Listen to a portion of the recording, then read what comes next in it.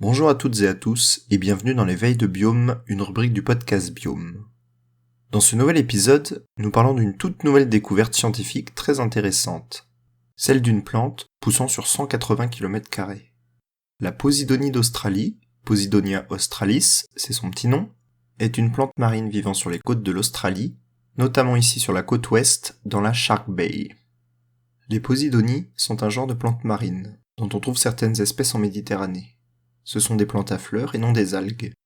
En effet, les algues, qui ne constituent pas un taxon en soi, donc un groupe d'êtres vivants bien défini et à part entière, sont majoritairement unicellulaires, parfois vivant en symbiose, ce qui n'est pas le cas ici de notre plante.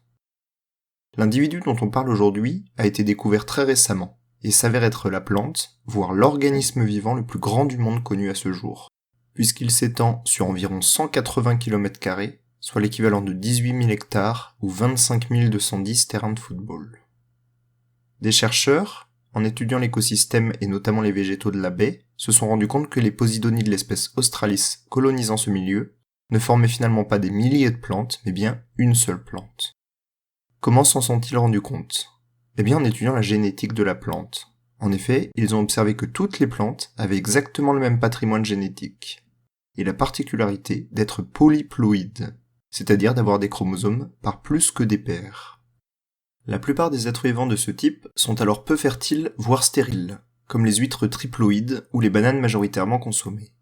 Notre Posidonie a ici 40 chromosomes, donc 10 quadruplets de chromosomes. Ce végétal a donc grandi et semble pouvoir coloniser le milieu indéfiniment sans reproduction sexuée. Et cela fait un bon moment puisque les chercheurs ont estimé son âge à 4500 ans.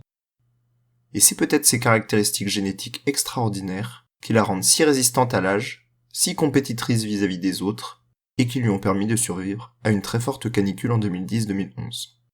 Il semblerait même que cette Posidonie ne soit pas une exception, puisqu'un individu de l'espèce de Posidonie méditerranéenne, Posidonia oceania, occuperait lui un espace de 15 km² pour un âge pouvant avoisiner les 100 000 ans. Nous avions déjà parlé ensemble d'êtres très grands, et notamment des arbres, dans l'épisode 15 des Veilles de Biome, que je vous invite à écouter si ce n'est pas fait. Mais si on connaît bien la baleine bleue comme étant le plus gros animal vivant sur Terre ou dans la mer, à ce jour tout du moins, il n'y a pas que les végétaux qui la battent. En effet, un champignon a été découvert il y a quelques années dans le nord-est de l'Oregon.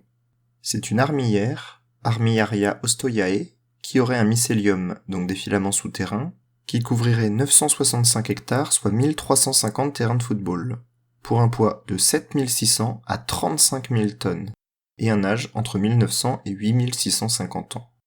Je vous mets le lien de l'article issu d'Espèces avec l'épisode, ainsi que tous les articles internet m'ayant permis de faire cet épisode, comme à chaque fois. Comme quoi, il nous reste bien des choses à découvrir, même les êtres vivants les plus gros sur Terre. La semaine prochaine, nous parlerons, via un article d'Espèces, des axolotls, des êtres vivants étonnants par leur anatomie, mais aussi par le fait qu'ils restent à l'état larvaire toute leur vie. Bonne fin de semaine et à bientôt dans Biome.